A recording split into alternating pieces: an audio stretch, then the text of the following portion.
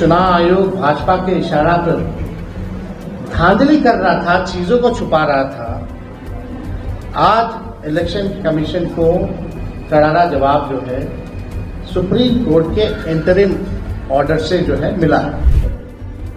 अब जब जारी होगा, चुनाव आयोग डेटा इसीलिए ना छुपा रहा था, अब जब 65 लाख लोग का जब जारी होगा बूथ वाइज और कारण वाइज, तो और नंगा होने वाले ये लोग।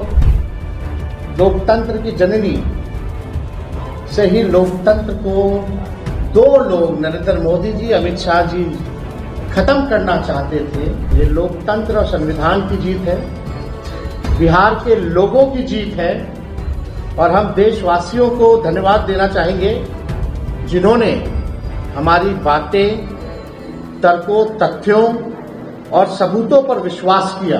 हम अजीत अर्जुन जी को भी खुल करके धन्यवाद देते हैं कि ऐसे पत्रकार हैं जो लोकतंत्र को बचाने का काम करते हैं। उनके चहेते अधिकारी क्या कर रहे हैं, ये बिहार है, तेजस्वी सबको समझता है, हम बिहारी हैं। और आप लोगों ने देखा होगा, एक बिहारी सब पर भारी। लड़ाई अभी खत्म नहीं हुई है, हम लोग सब लोग समझते हैं इनके डिजाइन को, जो मोदी जी, शाह जी करना चाहते हैं। नमस्कार, आदाब, सत श्री अकाल। मेरा नाम है अश्विनी कुमार। सुप्रीम कोर्ट ने एसआई पर चुनाव आयोग को उल्टा लटका दिया है, उसकी सारी हेकड़ी हवा कर डाली है। बहुत हुआ तमाशा, फरमान बहुत साफ है, कोई इधर उधर की बात नहीं। जितने लोगों के नाम काटे हैं सबका नाम बताइए, वेबसाइट पर डालिए। यह भारत के लोकतंत्र के लड़ाई लड़ने वालों की बहुत बड़ी जीत है। भारतीय जनता पार्टी और नरेंद्र मोदी के चेलों, चाटुकारों और पालतू पत्रकारों का चेहरा लाल कर दिया है सुप्रीम कोर्ट ने।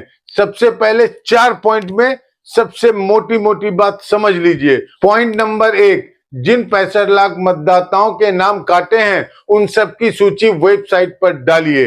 पॉइंट नंबर 2, आपको यह कारण भी बताना होगा कि आपने किस वोटर का नाम किस वजह से काटा है। पॉइंट नंबर 3, आप पारदर्शिता लाने के लिए क्या करने जा रहे हैं, इसे मंगलवार तक यानी 19 अगस्त तक बताइए। और पॉइंट नंबर 4, आधार को वैध दस्तावेज मानना होगा नए पंजीकरण के लिए। ऐसे हर नागरिक का नाम आपको वोटर लिस्ट में जोड़ना होगा जो एक वैध दस्तावेज के आधार पर आधार का ब्यौरा देते हैं। अब बताते हैं कि सुप्रीम कोर्ट में क्या हुआ, कैसे हुआ। तो आपको बता दें कि बिहार में चल रहा है स्पेशल इंटेंसिव रिवीजन यानी एसआईआर। साधारण शब्दों में कहें तो वोटर लिस्ट वेरिफिकेशन को लेकर सुप्रीम कोर्ट में तीसरे दिन भी सुनवाई हुई। जस्टिस सूर्यकांत और जस्टिस जय माल्या बागची के बेंच ने ध्यान से सारी दलीलों को सुना और समझा। चुनाव आयोग की दलीलों को भी, एडीआर की दलीलों को भी, मनोज झा, योगेंद्र यादव और दूसरे पक्षों की दलीलों को भी। इसके बाद जस्टिस सूर्यकांत ने एक लाइन में कहा कि 19 अगस्त दिन मंगलवार तक चुनाव आयोग हमें यह बताए कि वो पारदर्शिता के लिए क्या कदम उठाने जा रहा है। सुप्रीम कोर्ट ने चुनाव आयोग से सीधा कहा, क्योंकि यह कार्यवाही नागरिक को उसके मताधिकार से वंचित करने जैसे गंभीर परिणाम ला सकती है, इसलिए निष्पक्ष प्रक्रिया जरूरी है। इसमें किसी तरह का कोई समझौता नहीं होगा। चुनाव आयोग ने तरह तरह के बहाने बनाए, सारी तिकड़म भिड़ा डाली, जमीन आसमान एक कर दिया, रोना गाना कर दिया, लेकिन लोकतंत्र जीत गया और चुनाव आयोग हार गया। जस्टिस जे बागची ने सवाल उठाया कि जब सभी नाम बोर्ड पर चिपकाए जा सकते हैं तो वेबसाइट पर क्यों नहीं डाले जा सकते।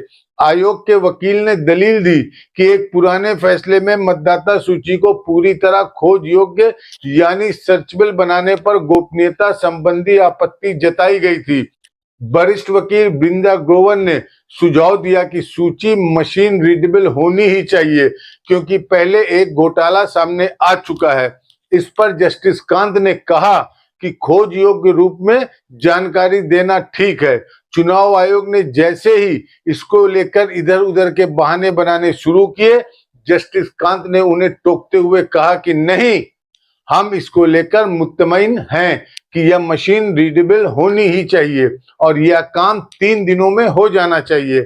आपको याद दिला दें कि राहुल गांधी लंबे समय से इसकी मांग कर रहे हैं और जिस दिन उन्होंने वोट चोरी का इल्जाम लगाया था उस दिन भी इसकी मांग उठाई थी।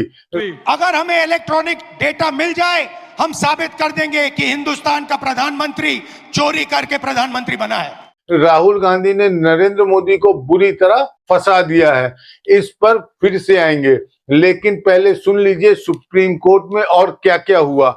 सुप्रीम कोर्ट ने सुनवाई के दौरान मरा हुआ बताए गए, कहीं और जा चुके और डुप्लीकेट मतदाताओं के नाम सार्वजनिक न करने को लेकर भी चुनाव आयोग को जमकर फटकार लगाई है। जस्टिस कांत ने चुनाव आयोग से पूछा, अगर 22 लाख लोगों को मृत पाया गया है तो उनके नाम ब्लॉक और सब डिवीजन स्तर पर क्यों न बताए जाएं।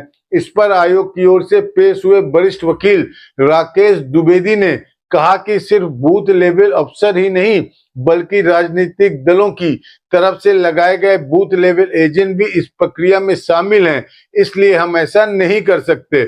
इस पर जस्टिस जे बागची ने पूछा कि मृत प्रवासी या डुप्लीकेट मतदाताओं के नाम वेबसाइट पर क्यों नहीं डाले जा सकते, यह बताइए। आयोग के वकील राकेश द्विवेदी ने इस पर सीधे हाथ खड़े कर दिए, बहाना बनाने लगे कि राज्य सरकार की वेबसाइट पर यह संभव ही नहीं है। इस पर जस्टिस जयकांत ने कहा, कोई बात नहीं, राज्य चुनाव आयोग की वेबसाइट पर उपलब्ध कराइए। चुनाव आयोग ने कहा कि यह पंचायत चुनाव के लिए है।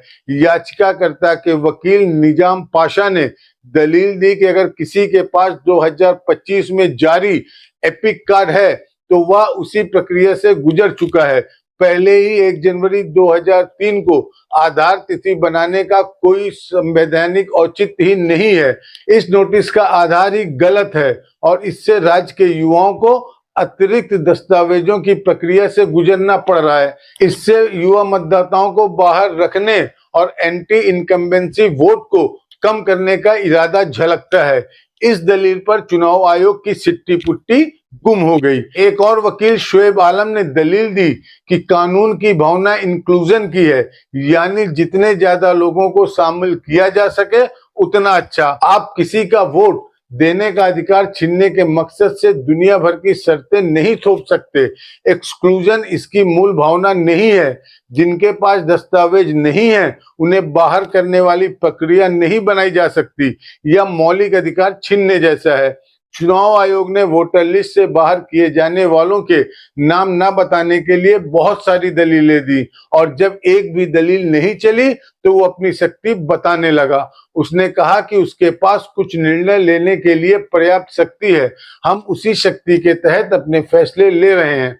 इस पर सुप्रीम कोर्ट ने कहा, नहीं नहीं नहीं, कोई भी शक्ति किसी नागरिक का वोट देने का अधिकार नहीं छीन सकती। इस पर कोर्ट ने कहा कि हम नहीं चाहते कि नागरिकों के अधिकार राजनीतिक दलों के कार्यकर्ताओं पर निर्भर रहे।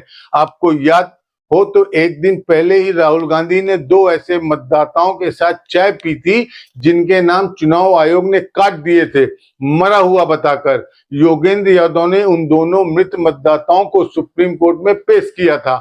सुप्रीम कोर्ट ने कहा कि यह सुनिश्चित करना होगा ऐसा किसी के साथ ना हो। आप बताते क्यों नहीं कि किसका नाम किस वजह से काटा है या आप भाग क्यों रहे हैं? मृत, विस्थापित या स्थानांतरित मतदाताओं के नामों को डिस्प्ले बोर्ड या वेबसाइट पर प्रदर्शित करने से अनजाने में हुई गलतियों को भी सुधारने का मौका मिलेगा। इसके बाद सुप्रीम कोर्ट ने साफ साफ सीधा सीधा कहा कि आपने जिन 65 लाख लोगों के नाम काटे हैं उन सब की सूची देनी होगी।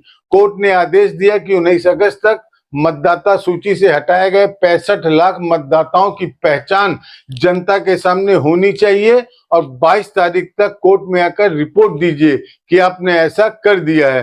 अनुपालना रिपोर्ट जमा करिए। तो कुल मिलाकर कहानी है कि चुनाव आयोग की बोलती बंद हो गई है। विपक्षी दलों और नेताओं पर गंदे तरीके से, राजनीतिक तरीके से हमला बोलने वाले chief election commissioner Gyanesh Kumar Gupta का चेहरा लटका हुआ है। इससे ज्यादा चेहरा लटका हुआ है चुनाव आयोग की तरफ से जवाब देने वाले भाजपा के प्रवक्ताओं, नेताओं, मंत्रियों का, और सबसे ज्यादा चेहरा लटका हुआ है चैनलों के उन जाहिल एंकरों, संपादकों और मालिकों का जो विपक्ष की आपत्तियों को गलत साबित करने के लिए अपने अपने चैनल पर बेशर्म जाहिलियत की दुकान खोलकर बैठे थे। यह लोकतंत्र की बहुत बड़ी जीत है।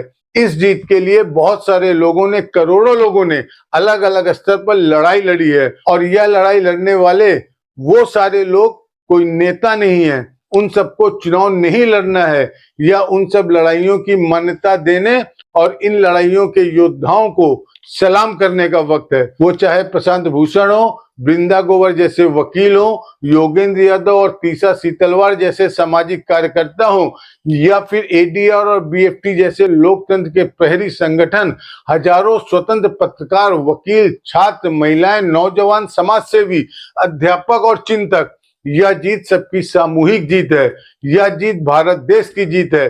बेशर्मी की हद तक भारतीय लोकतंत्र और उस लोकतंत्र में नागरिक के अधिकार को हराने की कोशिश करने वालों को आज करारा जवाब मिला है। आप सभी को इस जीत की मुबारकबाद, जिन्होंने सपना देखा कि इस लोकतंत्र को हम किसी के रहमो करम पर नहीं छोड़ेंगे, लड़ेंगे, भले इसका अंजाम कुछ भी हो। इस वीडियो में इतना ही, लेकिन अगर आपने एस भारत हिंदी को अब तक सब्सक्राइब नहीं किया है तो फौरन कर लीजिए। बेल आइकॉन दबाइए, घंटी जैसी आकृति, लाइक कीजिए और कमेंट करके बताइए हमारा यह वीडियो आपको कैसा लगा। नमस्कार। स्वतंत्र और आजाद पत्रकारिता का समर्थन कीजिए, सच में मेरा साथी बनिए। बहुत आसान है दोस्तों, इस सब्सक्राइब बटन को क्लिक करिए और हमारे चैनल को सब्सक्राइब करिए। साथ में बगल में बेल आइकॉन को दबाइए, जिससे हमारी हर खबर आप तक सबसे पहले पहुंच सके।